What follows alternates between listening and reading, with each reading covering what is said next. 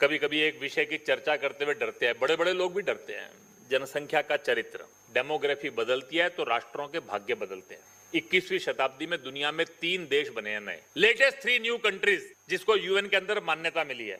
तीनों देश दुनिया के अलग अलग महाद्वीपों में हैं, लेकिन तीनों की कहानी एक ही है। एक इंडोनेशिया से अलग होकर ईस्ट तिमोर बना, एक सर्बिया से अलग होकर कोसोवा बना, और तीसरा सूडान के 2 हिस्से होकर एक साउथ सूडान।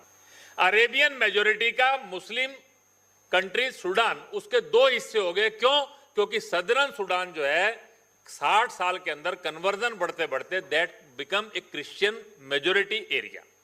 इंडोनेशिया का एक हिस्सा ईस्ट तिमोर, उसमें 90% क्रिश्चियन हो गए, वो ईस्ट तिमोर अलग हो गए। अल्बानियन मूल के लोग कोसोवा के अंदर गए, वो लैंडलॉक एरिया, जो वहां पर केवल मात्र जो है वो कोयले की खदानों में काम करते के लिए गए थे। 1880 के अंदर उनका ग्रोथ रेट वो सर्बियन मूल के लोग जो थे उनसे 3 गुना ज्यादा था, और 1930 तक आते आते उनका पॉपुलेशन 30% हो गया, और 1990 तक आते आते वो 75-80% क्रॉस कर गया।